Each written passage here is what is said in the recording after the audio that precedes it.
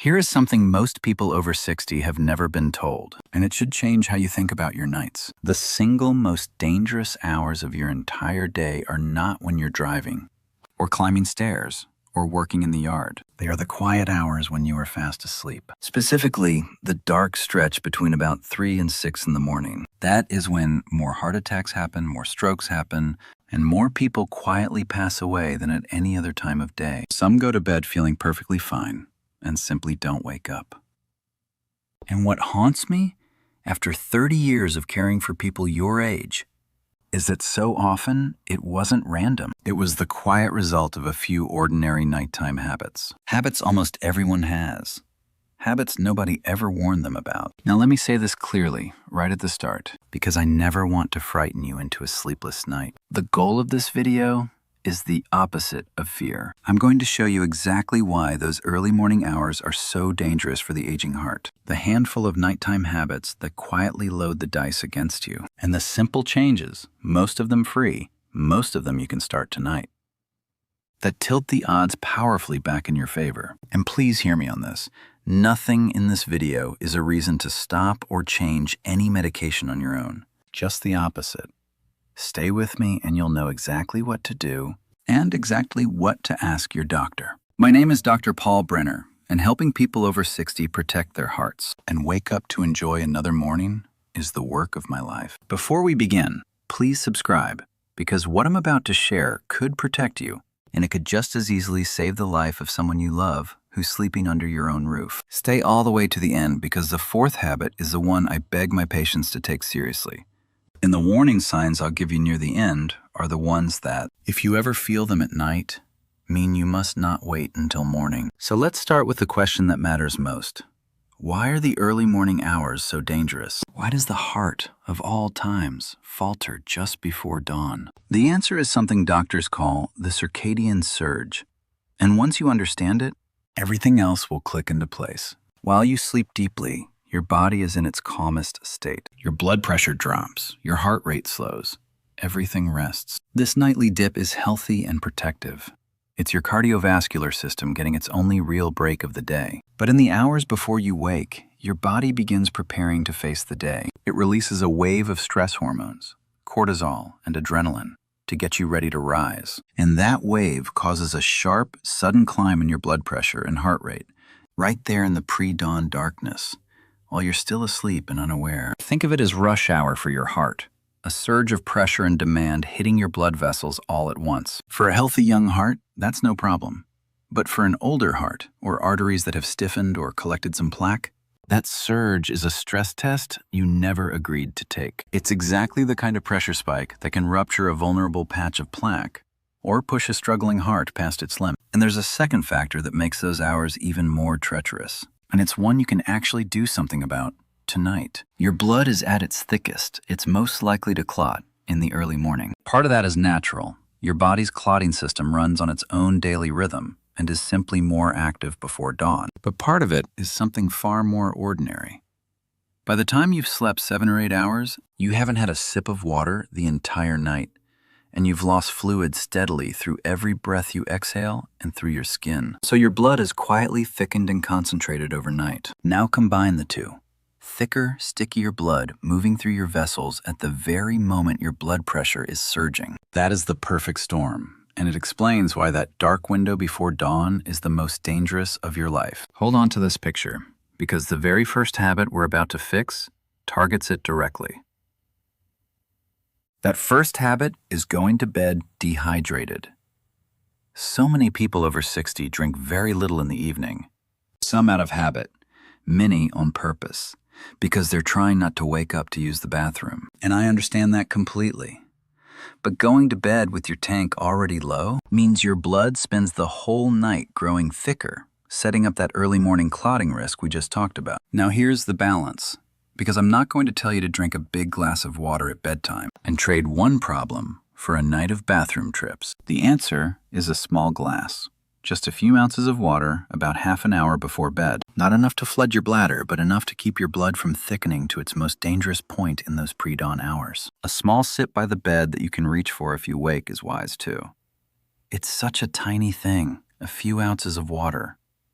And yet, for the aging cardiovascular system, it's one of the simplest protective habits there is. But staying hydrated is only the beginning, because the next habit is one most people actually think of as a treat. The second habit is the heavy, late, rich dinner, often with a drink alongside it. I know how it goes. Dinner drifts later, it's the big meal of the day, maybe there's wine or a beer, maybe a rich dessert, and then, not long after, off to bed. Here's the problem, and it's threefold. First, a large, heavy meal sends a surge of blood to your digestive system and spikes your blood sugar and insulin right when your body should be winding down. And digesting a heavy meal lying down keeps your heart working overtime when it's supposed to be resting. Second, all that, especially if the meal was salty, keeps your blood pressure elevated through the night instead of letting it take its healthy dip. And third, please pay attention to this one. Alcohol before bed is far more dangerous to the sleeping heart than people realize. It may make you drowsy, but it disrupts the deep restorative stages of sleep. It relaxes the airway and worsens snoring and breathing pauses. And in some people, it can trigger an irregular heartbeat overnight. Doctors even have a nickname for it, holiday heart, because they see it so often after an evening of indulgence. So here's the fix, and it's gentle. Make your dinner earlier and lighter, finishing ideally 3 hours before bed. Go easy on the salt, and if you drink, keep it modest and keep it early in the evening, not as a nightcap. Give your heart a calm, quiet night to do its repair work. Now, the third habit is one almost no one connects to their heart at all. The third is poor sleep itself, specifically short, broken, or restless sleep, night after night. We treat sleep as optional, as the thing we trim when life gets busy. But for your heart, deep sleep is not optional. It is the nightly window when your blood pressure drops and your cardiovascular system recovers. When you consistently get too little sleep, or your sleep is shattered into fragments, your body never gets that protective dip. Your blood pressure and stress hormones stay elevated around the clock, and over months and years, that relentless pressure wears on your heart and your arteries. Studies from the American Heart Association have linked chronically poor sleep, both too little and badly broken, to higher rates of high blood pressure, heart attack, and stroke. So if you're regularly sleeping less than 6 hours, or waking again and again, please don't shrug it off as harmless. Protecting your sleep is protecting your heart. Set a consistent bedtime. Keep your room cool and dark. Get those screens out of the bedroom. And treat your 7 to 8 hours as the medicine it truly is. And that brings us straight to the fourth habit, the one I promised, the most dangerous one of all, and the one most often hiding in plain sight, right next to you in bed. The fourth is ignoring snoring, because loud habitual snoring is very often the signal of a serious and dangerous condition called sleep apnea. Let me pause here, because this matters more than almost anything else I'll say today. Sleep apnea is when your breathing repeatedly stops and starts during the night, sometimes dozens of times an hour, often without you having any idea it's happening. And here is why it is so dangerous for the sleeping heart. Every time your breathing pauses, your oxygen level drops. Your body panics, jolts you into a lighter sleep to restart your breathing, and floods your system with stress hormones. Your blood pressure spikes again and again all night long. Over time, this brutal cycle strains your heart, inflames your blood vessels, and is powerfully linked to high blood pressure that won't respond to medication, to a dangerous irregular heart rhythm called atrial fibrillation, to stroke, to heart failure, and yes, to sudden death during sleep. This is, without exaggeration, one of the most underdiagnosed dangers in people over 60. So here's what I need you to do. If you snore loudly and habitually, if your partner has ever seen you stop breathing or gasp in your sleep, if you wake up unrefreshed no matter how long you slept, with morning headaches or a dry mouth, please tell your doctor and ask about a sleep study. Many can now be done simply at home. And if you are diagnosed and given a CPAP machine, use it every single night. It is not a suggestion. It is protection for your heart. I have genuinely seen treating sleep apnea transform a person's health, and, I have no doubt, save lives. Let me stop for just a moment because I want to hear from you, and it truly helps this reach the people who need it. In the comments below, answer me honestly. Do you or does your partner snore loudly at night? Just type the word snore if that's you. And if you've ever been told you stop breathing in your sleep, add that too.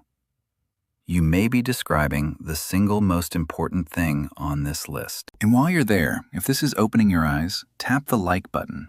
It takes 1 second and helps YouTube share this with more people our age who need to hear it before it's too late. Thank you. Now, there are 2 more pieces I need you to have, and the first concerns the pills on your nightstand. The 5th habit is mismanaging your blood pressure at night. And I have to be very careful and very clear here. Some people's blood pressure does not take its healthy nightly dip. Doctors call them non-dippers, and their risk of nighttime heart attack and stroke is higher. The timing of blood pressure medication can matter for this, and researchers continue to study whether taking certain pills in the evening rather than the morning better protects some patients overnight. But here is the part I need you to hear and obey. You must never change the timing of your medication or skip a dose or stop a pill on your own, based on this video or anything else. Doing that can be far more dangerous than the problem we're discussing. Suddenly stopping certain blood pressure or heart medications can itself trigger a dangerous rebound. So what do? You take this exact question to your doctor.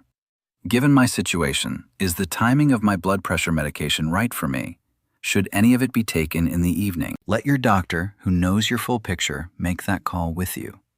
Being an informed patient who asks the right question, that is the safe and powerful move. And the final piece may be the most important of all, because it's what you do if the danger ever does come knocking in the night. You need to know the warning signs of a heart attack or stroke as they appear at night, because if you can recognize them, you can act. And acting fast is everything. We picture a heart attack as that dramatic, crushing chest pain, and sometimes it is. But in older adults, and especially in women, it often arrives in quieter, sneakier ways, easy to dismiss in the haze of half-sleep. Waking suddenly with chest pressure, tightness, or a squeezing feeling, or discomfort that spreads to the arm, the jaw, the neck, or the back. Waking up gasping, or with a shortness of breath that won't ease when you sit up. A cold sweat, sudden nausea, or a feeling of indigestion that just isn't right. An overwhelming sense of dread or anxiety. And for stroke, remember the simple word fast. Face drooping, arm weakness, speech difficulty, and time to call for help immediately. Here is the rule that can save your life, or your spouse's. If you wake in the night with these symptoms, do not lie back down and tell yourself you'll see how you feel in the morning. That instinct to wait, to not be a bother, costs lives in exactly these hours. Call emergency services right away. The treatments that save heart muscle and save brain tissue work best in the first minutes and hours. Waiting until morning can be the difference between recovering and not. Never wait. Never feel embarrassed. Make the call. Now let me bring this all together into the simple bedtime plan I'd hand you on a single index card.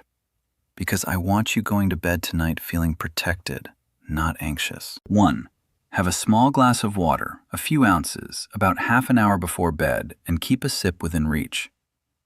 2. Eat your dinner earlier and lighter, 3 hours before bed. Easy on the salt, and keep any alcohol modest and early. 3. Protect your sleep like medicine. A consistent bedtime, a cool dark room, 7 to 8 hours. 4. If you snore loudly or wake unrefreshed, ask your doctor about a sleep study. And if you have a CPAP, use it every night. 5. Never change your medication on your own, but do ask your doctor whether your blood pressure pill timing is right for you. And 6. Learn the nighttime warning signs and promise yourself that if they ever come, you will call for help immediately and not wait for morning. That's the whole plan. None of it is hard. All of it together can meaningfully lower your risk during those dangerous hours. Let me tell you about a patient. I'll call him Frank, 66, a big, cheerful, retired mechanic who, by his wife's account, snored like a freight train. Frank thought it was a joke. His wife did not, because she'd lie awake watching him stop breathing, then gasp and lurch back to life, over and over. He'd wake with headaches, drag through his days exhausted, and his blood pressure had crept higher and higher despite his pills. The morning he woke up with his heart fluttering and flopping in his chest was the morning he finally came to see me. We found two things: a sleep apnea so severe his oxygen was dropping dangerously through the night, and the beginnings of that irregular rhythm, atrial fibrillation, a combination that, untreated, can end exactly the way this video's title warns. But we caught it. He started using a CPAP machine every single night, and he'll tell you it changed his life. His sleep came back, his energy came back, his blood pressure finally came down, and his heart rhythm settled with treatment. That was 4 years ago. Frank is still here, still cheerful, still telling bad jokes, still waking up every morning next to the wife whose worry quite possibly saved his life. That is what this is about, not fear. Mornings. More of them, with the people who love you. So here's what I want you to do right now before you move on. And please, just choose one thing for tonight. Maybe it's setting that small glass of water by your bed. Maybe it's deciding to eat dinner a little earlier and skip the nightcap. Maybe, and if this is you, I hope it's this. It's finally deciding to ask your doctor about that snoring you've been laughing off for years. Just one. Start there tonight, because protecting yourself in those dangerous hours isn't about doing everything perfectly. It's about a few small, steady habits that, night after night, quietly tilt the odds in your favor. If this opened your eyes, please give it a like and share it with someone you love, especially someone whose snoring you've worried about, because your share might be the nudge that gets them checked in time. And if you're not yet subscribed, join us, because every week I bring you honest, clear, doctor-explained guidance to help you stay strong, safe, and waking up for many years to come. And one last time, because it's the most important thing I'll say. Nothing in this video is a substitute for your own doctor's advice, and nothing here is a reason to start, stop, or change any medication on your own. That decision belongs to you and your physician together. If you ever experience chest pain, trouble breathing, or signs of a stroke, call emergency services immediately. Do not wait. Take what you've learned here to your next appointment, ask your questions, and make your plan together. Now go and sleep well tonight, gently, calmly, and protected. You've earned your rest, and you've earned every single morning that comes after it.